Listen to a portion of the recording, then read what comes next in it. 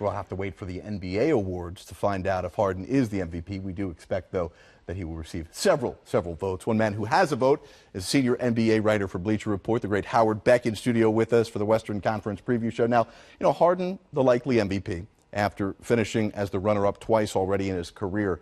Now, among all the players here, Howard, in the 2018 NBA playoffs, does Harden face the most pressure to reach the NBA Finals among all players? It's fair to put him near the top of the list, and possibly the top of the list, because of exactly that. He's going to win MVP. That's almost a certainty, and so there's a responsibility and an expectation that goes with that. But listen, every year the list starts with one guy, LeBron James. It's always LeBron. The most pressure is always on him for all the obvious reasons. And look, the Warriors have historic talent and are the defending champions. They've got a ton of pressure on them. But I'm actually going to say, if we're going to start a list and be a little more creative, let's go with Chris Paul, Harden's teammate. Chris has been at this a little longer than James Harden, has not made a conference finals, much less the finals, and is further up there in years. Like, the Rockets' window is kind of dependent on Chris Paul's window. Sure. And we don't know how much longer that is. Well, certainly Chris Paul has had his shortcomings, never advanced to the Western Conference Finals in his career. But with James Harden, while he was part of a team that went to the finals with the Thunder, he is a much different player now with the Rockets. And what we saw most recently from him in the playoffs was a flame-out, right? We expected much more from him last year, and isn't that what's hanging over his head entering these playoffs? I think so, and it's fair to put that on him. Your record is your record, and Chris Paul has that to bear as well.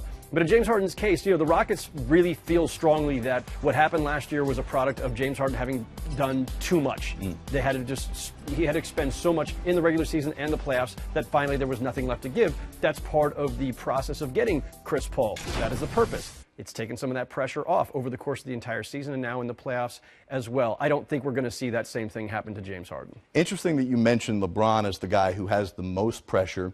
Obviously in the Eastern Conference preview show, you guys talking about whether LeBron and the Cavs will make it back to the finals, but there is a very real possibility that they don't.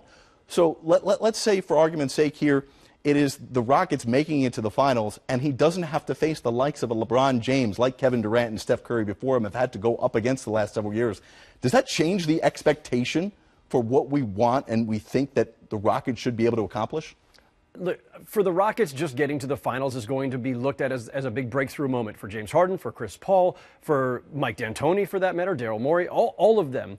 And, of course, they're not going to want to stop there. You want to win the championship. I don't think they're going to care who is standing across from them at that point, whether it's the Sixers, whether it's the Cavaliers, the Raptors. And I feel like at this point, any of those things are possible. And by the way, quick aside, let's celebrate that for a moment because, and I'm as guilty as anybody, we've thought that this was an age of just inevitability the last few years. And right now, we've got some mystery in both conferences. That's good.